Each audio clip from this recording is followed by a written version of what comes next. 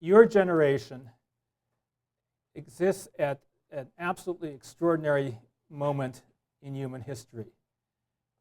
There is a very small window of time to try to reverse two huge threats to the continuation of the species and of many other species. And those two threats are interlinked. One, of course, is the risk of global climate change, the impact of massive, ever-escalating combustion of fossil fuels, the carbon dioxide that puts out into the atmosphere, and the warming that does of the planet. The second is the proliferation of nuclear weapons and the illusion that we can somehow manage to live for extended periods of time with tens of thousands of such weapons without them being used, and used in a way that can produce a global catastrophe. Those risks are linked in a way that we will discuss as this session goes on. But if we don't address both of them, the prospect for life continuing on this planet as we know it is pretty slim. So let's take a look for a moment at how we got to this point, particularly with regards to the risks from nuclear technology. Until very recently, all energy that human beings used on this planet came, with one minor exception, from the sun. The sun shone down on the earth, photosynthesis in plants converted that energy into stored energy in molecular bonds in the plants. We ate the plants, we burned the wood, and animals ate those plants and we ate those animals. So essentially, with the exception of geothermal energy, all of the energy we used was solar.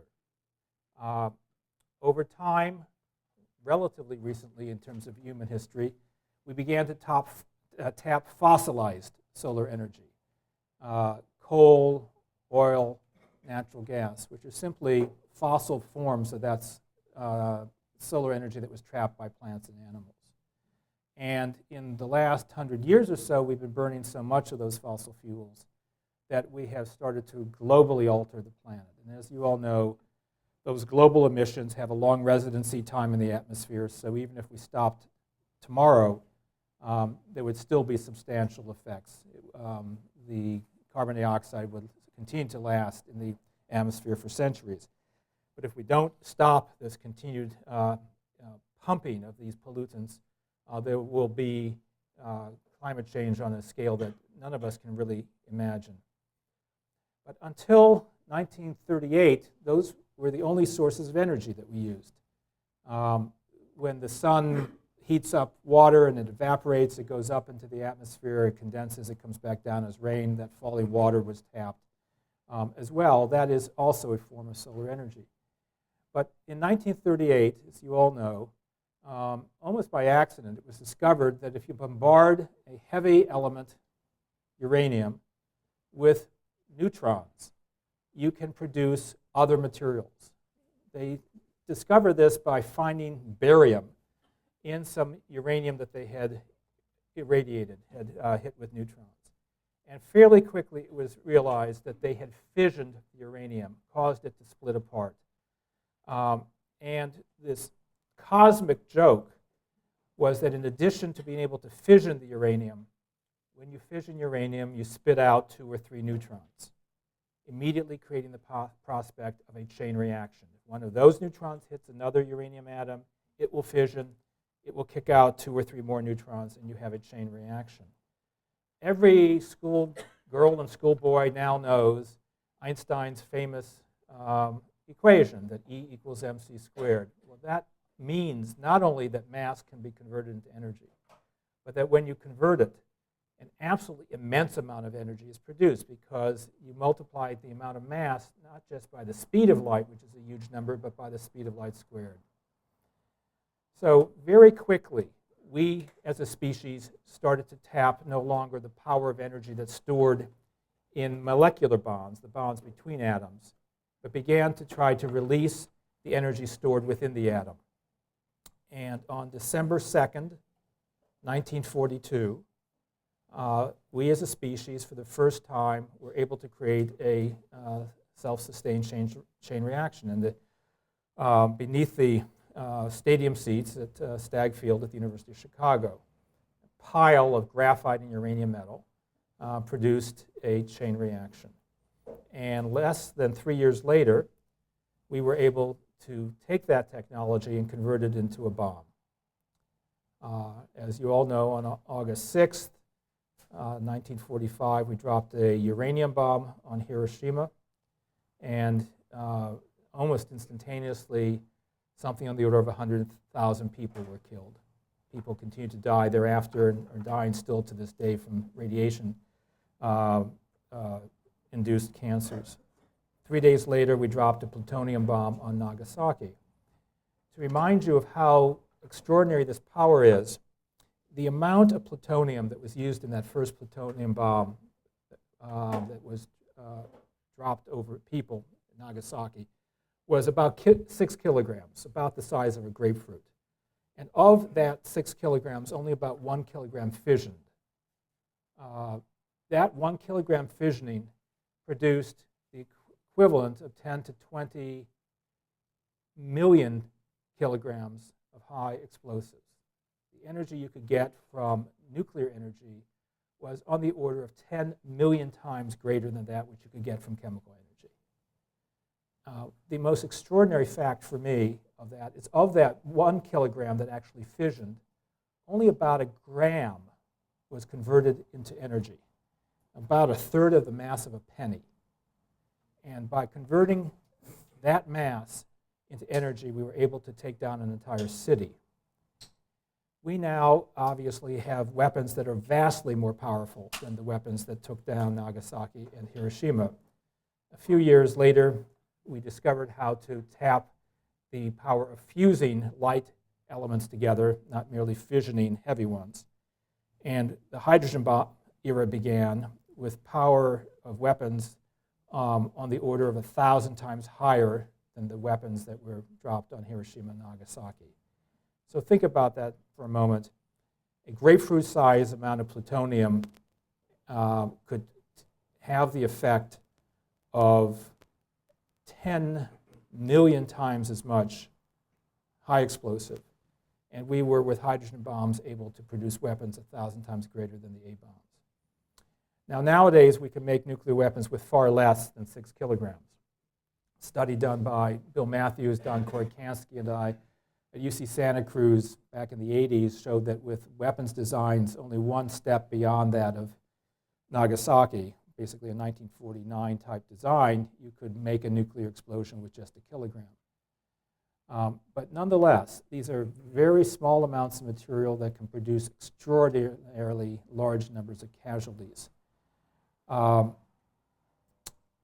In the early 1950s, after the public became more and more frightened about the arms race, President Eisenhower gave a famous speech called, which was trying to basically talk about swords into plowshares. It was the Atoms for Peace speech. And he said that what we needed to do was tame the power of the atom so that it could be used for peaceful purposes. And that pushed us into the era of civilian nuclear power, which is much of what we'll talk about today.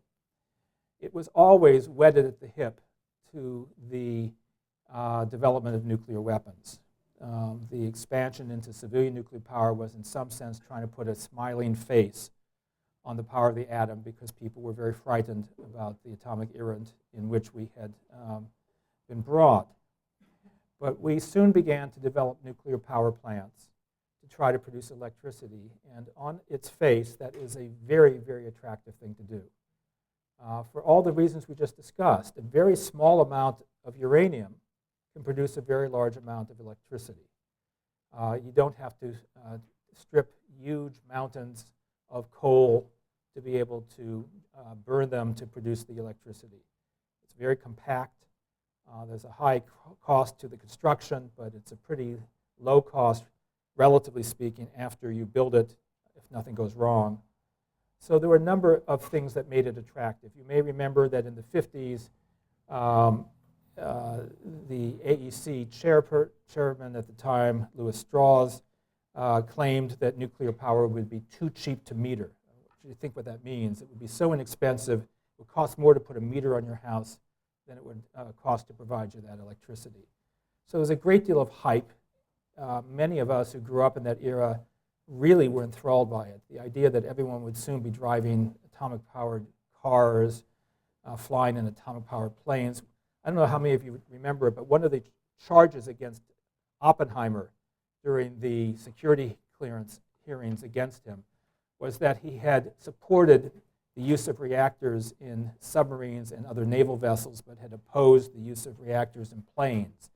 And this was viewed as antagonism towards the Air Force and tilting towards the Navy, when in fact his reason was you would never be able to get the plane off the ground because you'd have to put so much shielding in to protect the pilot. And if a plane crashed with a reactor in it, you could cause tremendous damage if it landed in a populated area. But we had tremendous hope for the ability to use civil nuclear power to solve a great many of humankind's problems. And it hasn't quite worked out that way. And we'll discuss here some of those problems. The first, and the one that has driven my concerns for decades, is its connection to nuclear weapons proliferation. You cannot use nuclear power without enhancing the technologies that also can be used for nuclear weapons. An hour or two from here to your north are two nuclear power plants at Diablo Canyon, and a bit to your south are two nuclear power plants, with a third that's been shut down, at San Onofre. Each of those operating plants produces about 100 nuclear weapons worth of plutonium each year. Our state is producing about 400 bombs worth of plutonium each year. Plutonium, as you all know, has a half-life of 24,000 years, meaning it's around for 10 to 20 half-lives, meaning about 500,000 years. So when we produce it, we're producing it for a long time. It can be used for nuclear weapons. As I say, you now only need a much smaller amount than the grapefruit to make a nuclear weapon. And at the same time, it is terribly toxic.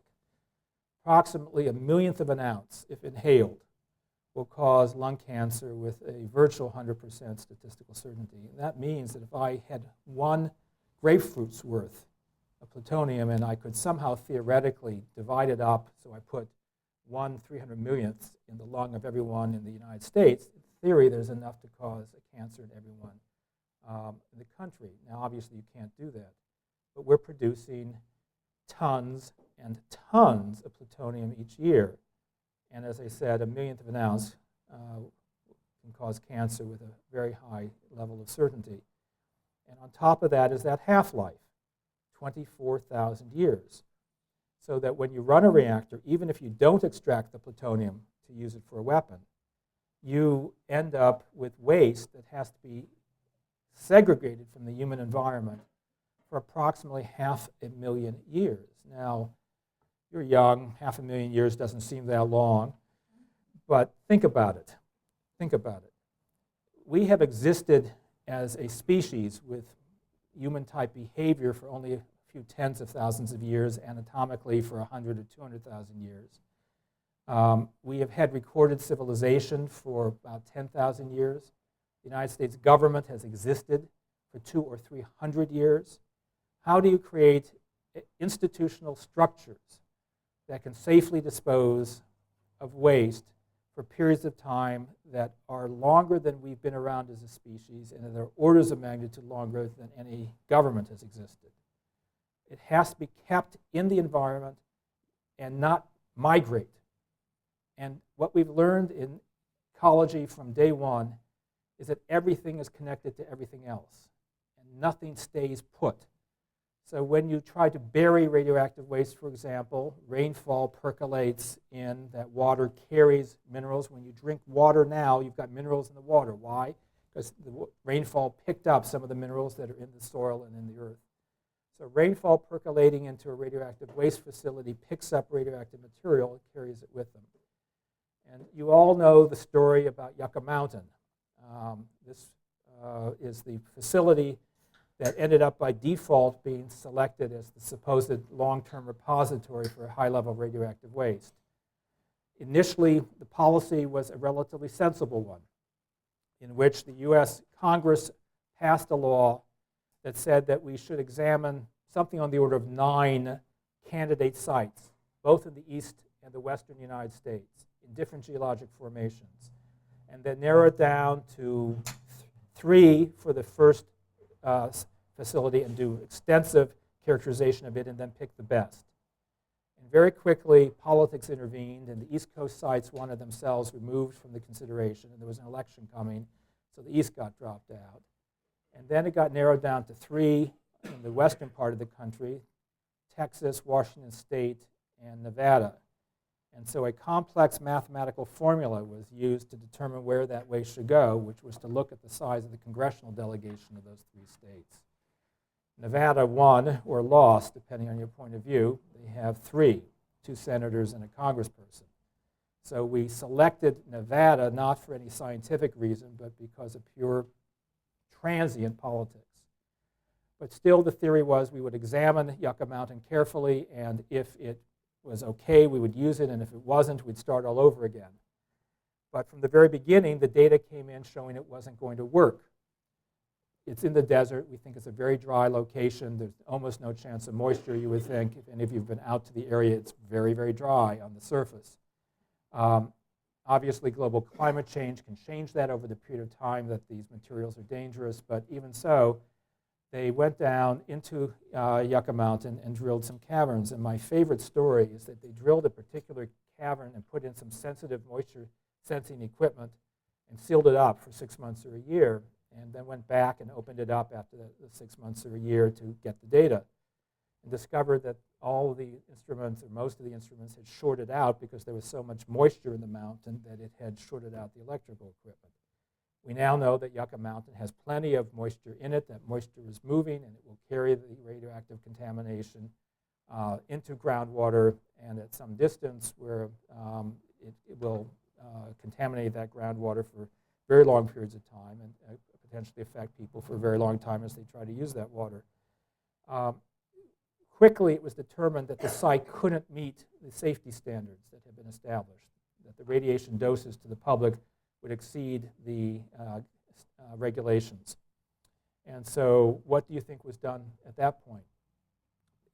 Standard practice, which is if you can't meet the regulations, you relax them. So they tried to produce rules that said you only had to meet the radiation standards for the first 10,000 years. This was because the canisters were initially presumed to last about 12,000, so we could make it 10,000 years. And I've often said that's like the old joke about jumping off the top of the Empire State Building and passing the 70th floor and saying, so far, so good. Well, yeah, so far, so good, first 10,000 years, but you're going to fry 100,000 or 200,000 years.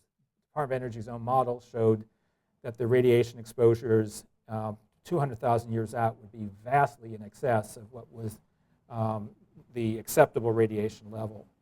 So that's why they initially set it at 10,000 years. They said it doesn't matter what we do to all those future generations beyond 10,000 years. Court struck that down. So the Bush administration's EPA then created a 2-step standard. You have to meet the kind of standards we currently meet for the first 10,000 years, and then a greatly relaxed standard for the rest of the period. And it clearly appeared to have been reverse engineered to take a look at what the models suggested the dose would be and then create a regulation that that would meet. If you talk to people in the DOE Yucca Mountain project a few years ago and asked them what they were doing, they would say, well, I'm trying to force the numbers down. In other words, running the computer model over and over and over again to get it to look like the doses would be lower. So I want you, because I know this is a forum on ethics, to think about the intergenerational ethics involved in you and I being able to benefit from the electricity that's produced by nuclear power. The lights in this room right now are probably being powered, at least in part, with the fissioning of uranium at Diablo north of us. We are producing plutonium by doing that. We are contributing to that. But we're getting the benefit. And the people largely who will pay that price haven't been born yet. Not only did they not benefit from that power plant, they had no say in the decision that that should be used. And that waste will be toxic for hundreds of thousands of years. So the deal, the Faustian deal with nuclear power, one of the Faustian deals, is that we get about 50 years of power and produce about 500,000 years of high-level radioactive waste. Fundamental ethical question as to whether that's appropriate. Second question related to it is it appropriate to produce waste when we don't have any solution for disposing of it? The first high-level radioactive waste was produced, as I said, on December 2nd, 1942. And we still don't have a way of disposing of it. It's the ultimate form of building a sailboat in your basement without figuring out how you're going to get it out. Is it ethical to run a form of power when you don't know how to safely dispose of the waste? I want you to think back for a moment. This area, I believe, had been populated thousands of years ago by the Chumash. Imagine if the Chumash had left beneath this marvelous location a huge amount of extraordinarily toxic material that would be producing cancers, leukemias, and genetic effects in all of us. We would be furious with the irresponsibility of a people who would do such a thing. And yet the irony is that the Chumash left nothing that harms us. And we, who think we are so civilized, are leaving behind these immense quantities of radioactive material that future generations will curse us for. So let's talk about a couple of the other problems for a moment. When a nuclear power plant like Diablo or San Onofre is operating, it contains in its core about 15 billion curies of radioactivity. Now, you all know a curie is the amount of radioactivity that produces 37 billion disintegrations per second. But to put this in perspective, we measure permissible concentrations of radioactivity in the environment in picocuries, millionths of a curie. So we've got 15 billion curies inside the core, and the amounts that we are concerned about in your air and water and food are measured in millionths of a millionth of a curie. That's why a nuclear power plant is a two-edged sword. It produces huge amounts of power by the decay of huge amounts of radioactive material. And it works just fine when it's working just fine. If that radioactivity stays inside the nuclear fuel, you don't have anything to worry about. You have proliferation, you have high-level waste disposal, but in terms of day-to-day concerns about being in the plume zone of a reactor, there's no concern so long as that radioactivity stays inside the fuel. But it doesn't want to stay inside that fuel. It is extremely hot. One of the amazing things that most people don't realize about reactors is that you can't really turn them off. We've all heard about scramming a reactor, jamming the control rods in. Do you remember, by the way, where the term scram came from? Supposedly it stood for Safety Control Rod Axeman, because on that first reactor, that Chicago pile, December 2nd, 1942, the graduate students who were helping out on the project were handed axes and told to get on top of the reactor core because they had the control rods suspended over the reactor, hung by a rope. And they weren't quite sure that if the reaction could get out of control and take out Chicago.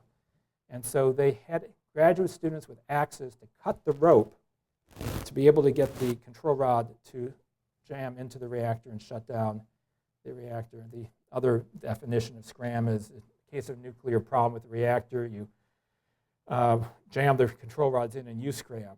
But in any case, when you scram a reactor, it doesn't stop. Fissioning stops. But about 7% of the power that it was generating when it was running continues to be generated because all of those radioactive materials are still decaying. And when they decay, they give off ionizing radiation, which if it gets into your body can cause cancer, leukemias, or genetic effects. But it's also producing thermal radiation, heat. That's what boils the water. It's using an atomic bomb and trying to slow it down enough to be able to boil water. But it is the fission products that continue to produce heat, and you can't stop it. And that's what we saw and are seeing still at Fukushima. Those fission products, even after they scram the reactor, are hot enough that if you don't keep the fuel cool, the fuel melts. And when the fuel melts, much of the radioactivity can get out. Some of the key radionuclides that are really troubling in terms of human health, like cesium-137 and strontium-90 and iodine-131, are volatile, meaning they go off as gases, essentially, at the temperatures that the fuel is melting at. So when the fuel melts, much of the radioactivity can be released. And that radioactivity is incredibly biologically active. Strontium-90 mimics calcium, concentrates in the environment, in grass, in the cow that eats the grass, in the cow's milk, and then in the bones of the people who drink the milk. It bioaccumulates. Radioactive iodine goes to the thyroid gland. It can produce thyroid cancer. Cesium-137 is a powerful gamma emitter and can irradiate the whole body. These are produced in copious quantities in reactor accidents. So you need the fuel to not melt. Now, we all have driven past Diablo or San Onofre and seen the power lines. And most of us think of those power lines as the lines to take the power out, right? To power our lights. But they have a dual purpose. You need to have power lines going into a reactor to keep running the pumps even after the reactor has shut down, because you have to cool the fuel so it won't melt. And you have immediately figured out a tremendously dangerous scenario. In the field, we call it station blackout. It means that you lose the off-site power, and your backup system, which are diesel generators, fail also. The station blacks out. You have no power to run the pumps. Without the pumps, you have no way of cooling the fuel. Without cooling the fuel melts, and that radioactivity can then get out. Now, you may say, well, we have containment structures.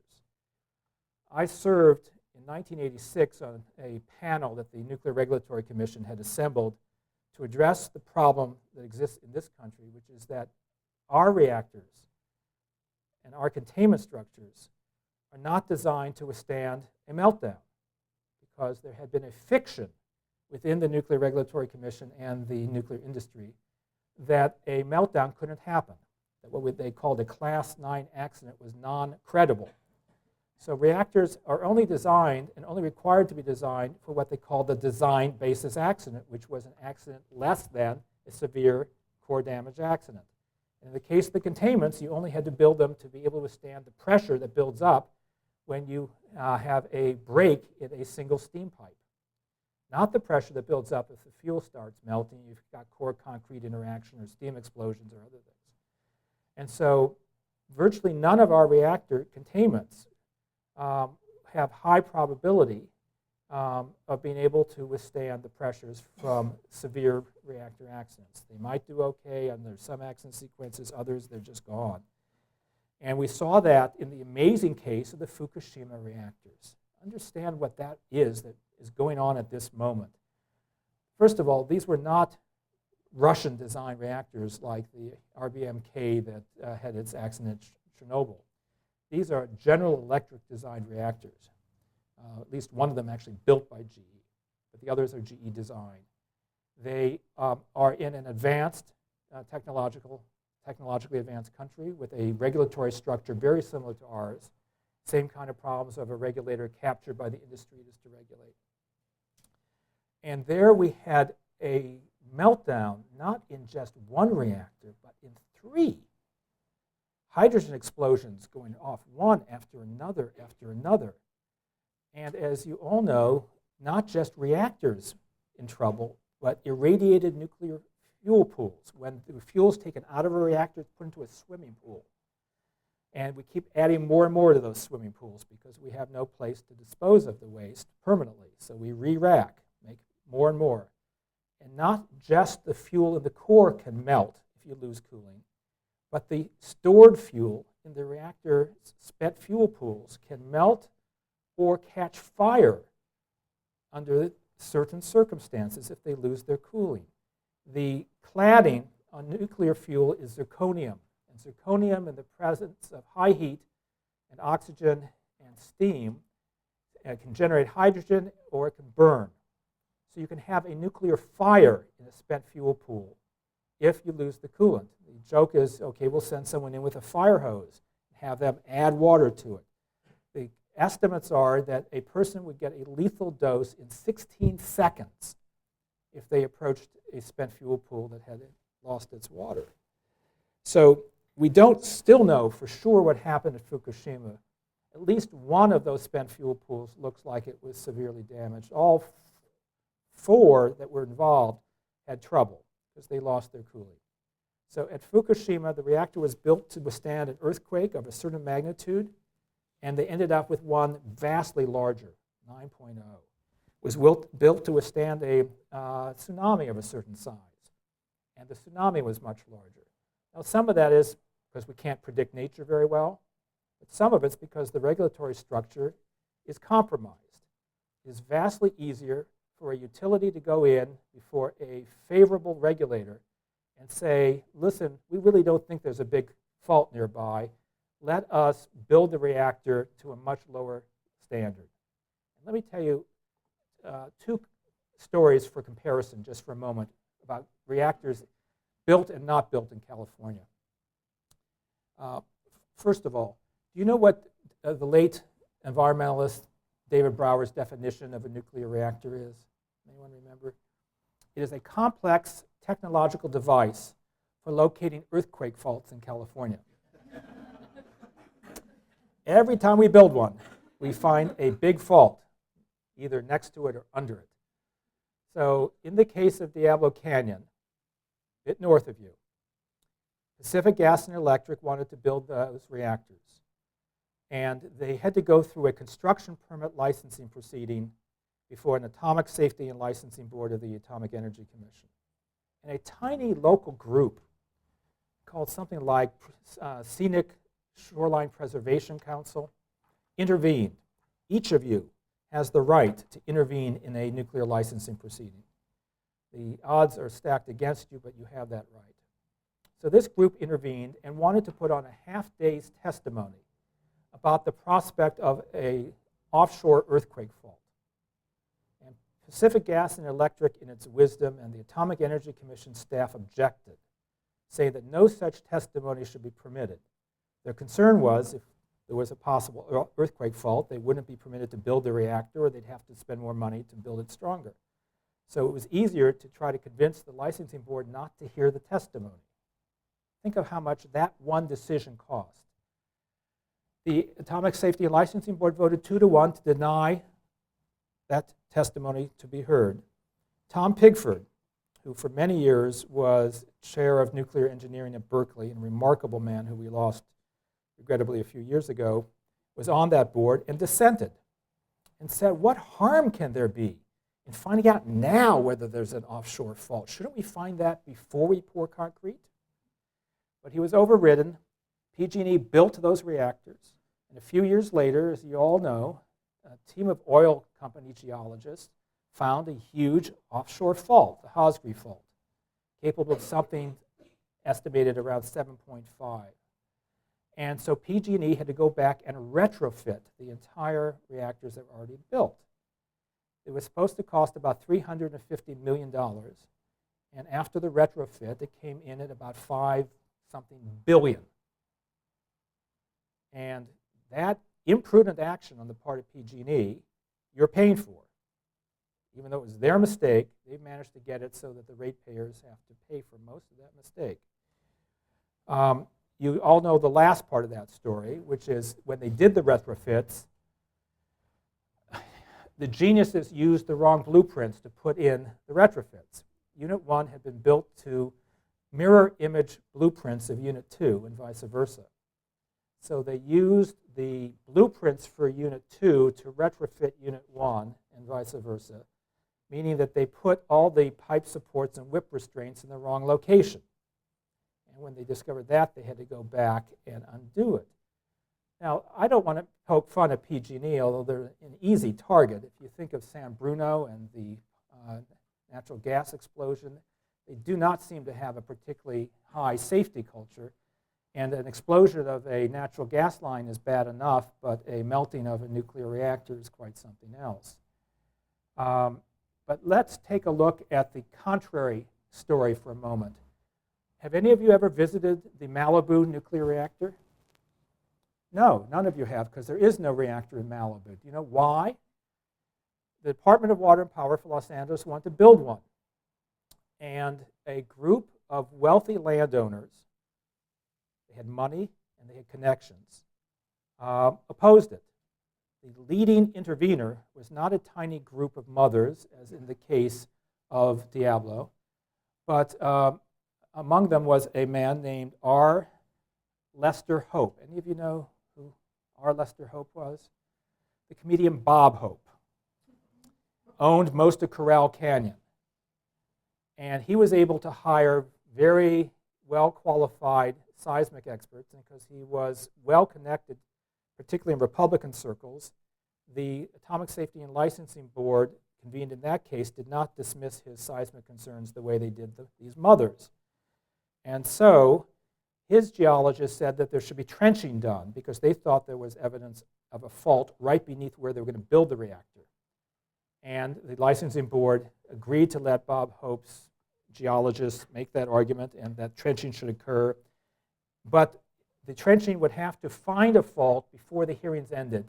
If it didn't find the fault before the hearings ended, they were going to give them the permit. And something like 2 days before the hearings ended, they found the evidence of a large earthquake fault right where they were going to build the reactor. And that's why there is no reactor in Malibu. What does that tell you? It tells you we do have a pretty broken regulatory system, a system in which the regulators respond very heavily to political pressures when they're supposed to be independent. And those political pressures are almost always to let these plants get built. One NRC commissioner famously said, our job is to grant licenses. Not our job is to decide whether to grant licenses, but it's to grant licenses. And story after story of shocking failure to regulate is just legion. Over the years, my views of nuclear power have changed. I was a great fan, tremendously loved the idea that the power of the mind could tap the power of the atom for social good. But I've now come to the conclusion that nuclear power might be safe, but it might require a different species than ours to be able to safely run it. I don't think we have the human institutions capable. Let me give you another little anecdote. San Onofre has 8.5 million people within 50 miles of it, 2 operating large nuclear reactors. And it was discovered several years ago that San Onofre was supposed to be conducting hourly fire watches to make sure a fire didn't start and take out the controls and cause a meltdown. And that for 5 years, for one of these shifts, the fire watches were not done. And they had fabricated the logs. They had a log for each hour where you're supposed to be doing the fire watch. They would initial, I'd done it, but they actually hadn't done it for 5 years. I mean, it's a big deal. A fire at a nuclear power plant can take out the cooling, and you can have a melt. Do you know what the Nuclear Regulatory Commission did as its penalty to San Onofre for not only not doing the fire watches, but for fabricating the logs for so long? They had an alternative dispute resolution process where they met with Edison, that operates the plant, and ended up as the sole quote-unquote penalty, Edison had to put on a sensitivity training session for workers on the importance of following rules. In 1982, the Nuclear Regulatory Commission estimated that if there were a meltdown at San Onofre, it could cause 130,000 prompt fatalities. That means Hiroshima, Nagasaki type radiation illness where you die in a few days to a couple weeks. 300,000 cancers and 600,000 genetic effects, approximately 1 million casualties if there were melt. And that was 30 years ago. And the population has increased dramatically since, and our estimate of radiation-induced cancers has increased tremendously. The National Academy of Sciences figures now are probably 4 times as high as they were back in 1980. Probably the estimates of genetic effects would be lower, but the cancers would be higher. The idea that you could potentially cause that much harm and yet have a facility that's run where there can be fabrication of records and nothing done is just quite shocking. I told you that you need your backup diesel generators for a nuclear power plant. If the offsite power comes down, you need to be able to generate power nonetheless. At San Onofre, for a period of 4 years, batteries that are supposed to be connected to the diesels were not appropriately connected. 4 years. A couple years later, they tried to start a diesel. It wouldn't start. The backup diesel for it was down. At Diablo, for 18 months, quite recently, important parts of the emergency core cooling system were disabled. Not for a day, not for an hour, for 18 months. How can we operate in such a situation? If Diablo had a melt and the plume came this way, you'd be in terrible trouble. If the plume went out to the Central Valley, we could lose the agricultural heartland of this state. The amount of radioactivity involved is immense. Each nuclear power plant has about 1,000 times the radioactivity, long-lived radioactivity of the Hiroshima bomb. Each spent fuel pool 5 or 10 times that. And you have to keep them cool all the time. So, a few other quick points.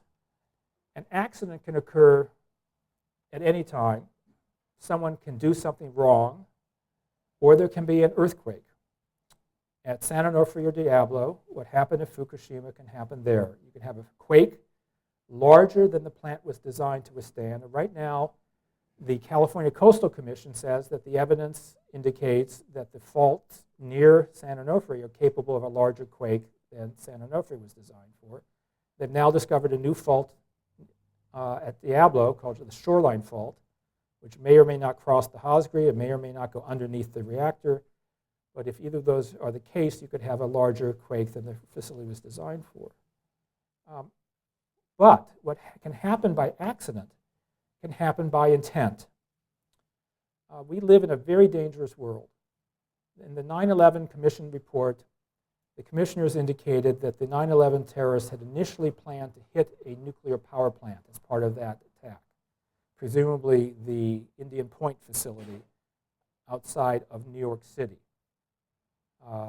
They actually flew by it several times on their practice runs. At the time of 9/11, the Nuclear Regulatory Commission, trying to reassure people, issued a press statement a day or two after, saying not to worry, all of the reactors in the United States have containment structures that were designed to withstand the direct hit of a jumbo jet. And 2 days later, after we reminded them that wasn't true, they had to issue a correcting press release to say, well, actually only one of the 103 then operating reactors had a containment structure so designed. That was, ironically, the undamaged 3 Mile Island reactor because they were near an airport where there could be crashes. You know, much of my work has been on the issue of protecting reactors against terrorism. Students of mine at UC Santa Cruz in the 80s discovered that the design basis threat, the number of terrorists you have to be able to protect against in an attack with your security system for a nuclear power plant at that time was, any of you have an idea? 3. The argument was that the power plant should not be required to have more than 5 guards, because it would be expensive. And could be one insider and 3 external attackers, 3 plus 1, and therefore the guards would have a margin of safety. It would be 5 against 4. The terrorists, according to the NRC regulations, had to come in on foot and only with the equipment that they could hand carry, basically automatic weapons, and couldn't use a vehicle, certainly couldn't come in by plane, couldn't be acting as more than one team. In the 80s, I had a visitor at Santa Cruz at one point, Jim Asselstein, who was then a commissioner of the Nuclear Regulatory Commission, and he received, while he was visiting me, what's called a P&O, a preliminary notification of an event. And someone had taken down 3 of the 4 off-site power lines going into the Palo Verde nuclear plant. And they had obviously done so with vehicles. They had done so obviously as more than one team. And there were more than 3 of them. And Jim quipped to me that they had just violated the NRC rules. Because obviously the NRC rules said that you only had to protect against 3 people on foot as a single team. Well, the terrorists aren't going to follow the rules. And so I had petitioned over and over again to get the NRC to improve security at reactors. Remember, you've got 1,000 times the long-lived radioactivity of the Hiroshima bomb in each of those reactors. So you've made each reactor into a quasi-nuclear weapon. It can't explode like a nuclear bomb, but it could release incredible amounts of radioactivity. And in fact, what we saw at 9/11, which were people using box cutters to commandeer our technology, jumbo jets, a few people coming in on the ground using conventional weapons can take over a nuclear power plant and release immense amounts of nuclear activity. It makes it a kind of quasi-nuclear bomb on the cheap. NRC rejected the petitions over and over again. Eventually, we kept petitioning that they should protect against truck bombs, because there were truck bombs blowing up, things in the Mideast like crazy. And we found a Sandia study that indicated that a truck bomb could cause a meltdown at most reactors in the country, and some of them could cause it by detonating off-site because they had such small exclusion zones. NRC wouldn't agree to protect against truck bombs even.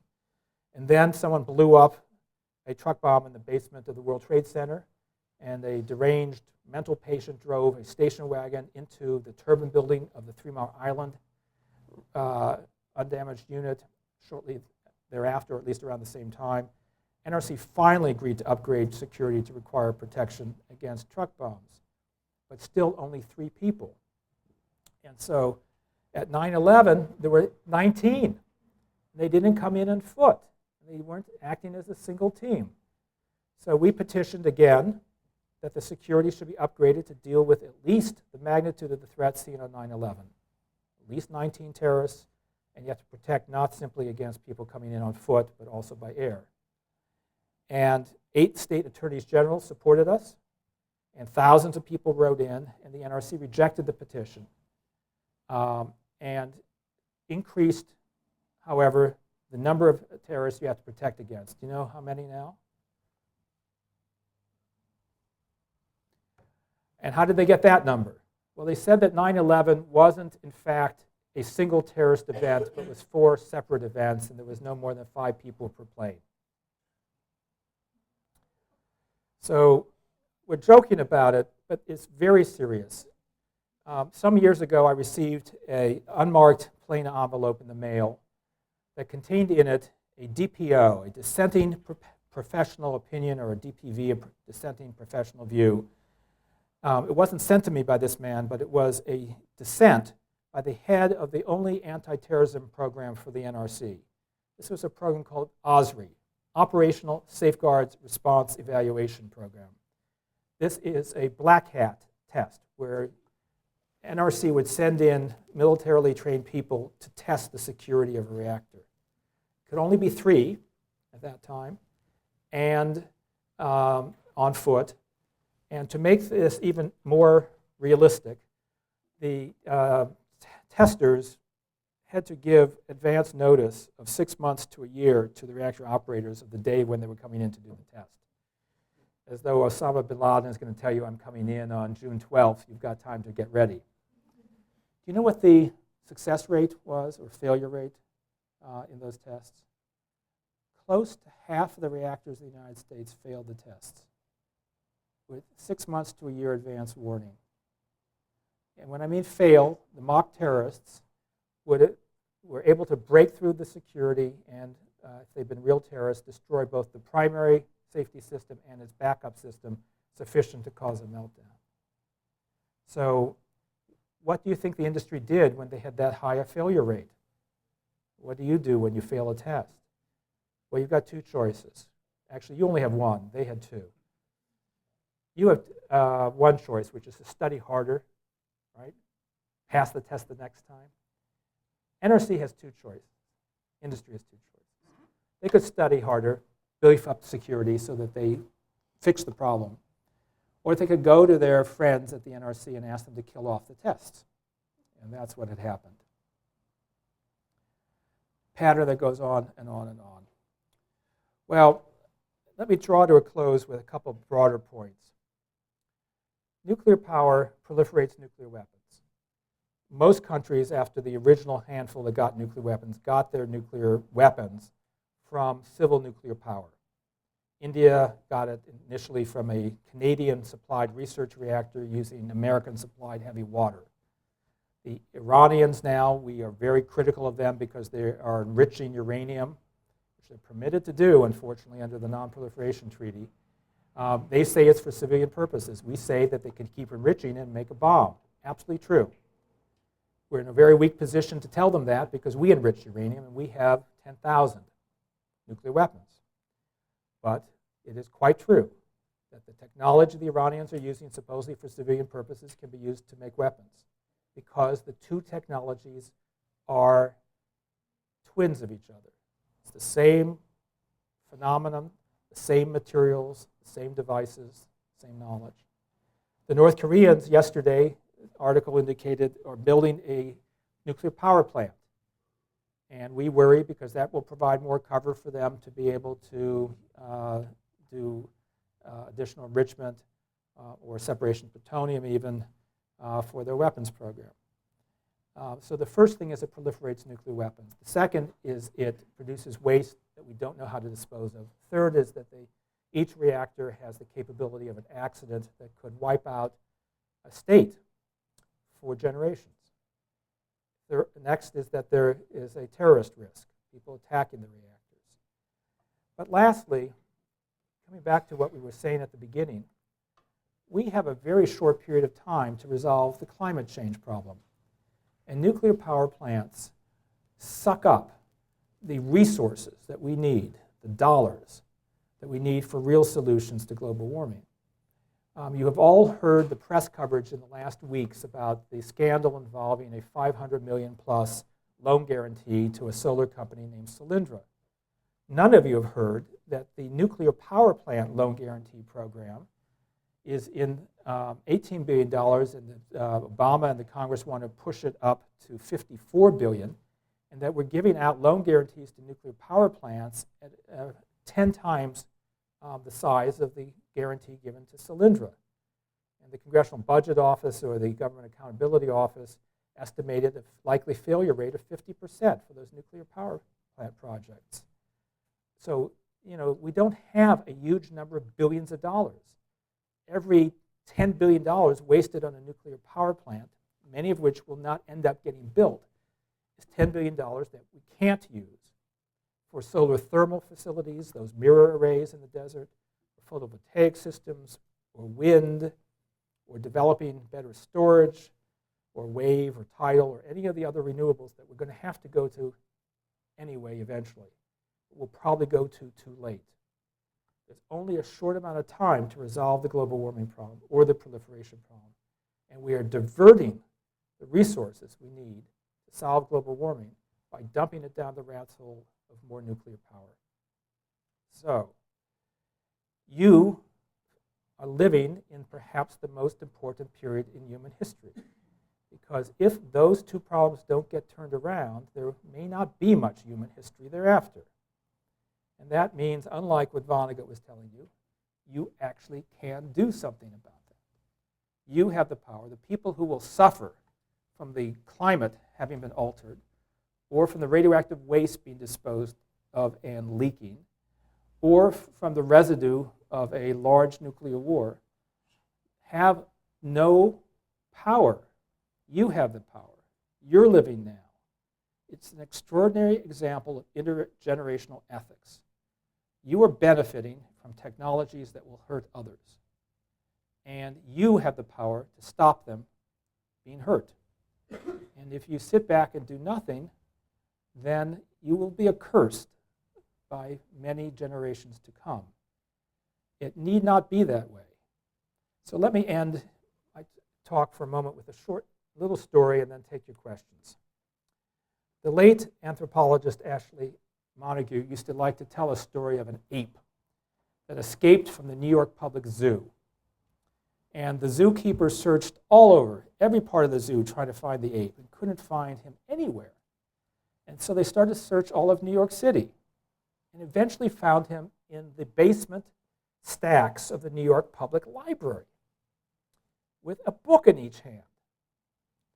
In one hand was the Holy Bible, and in the other hand was Darwin's Origin of Species. And so the people from the zoo asked the ape, "What are you doing here?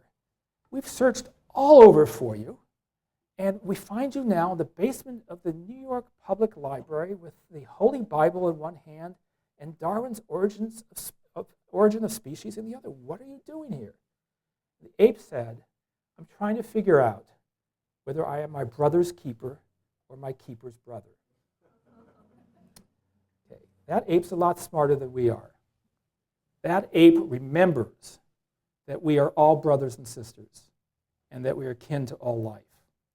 And that is the fundamental lesson we as a species have forgotten, and have forgotten to our own jeopardy and the jeopardy of all other species. The only hope that we won't blow ourselves up with nuclear weapons or melt the planet with global warming is if we remember once again that we're all brothers and sisters and we're kin to all species.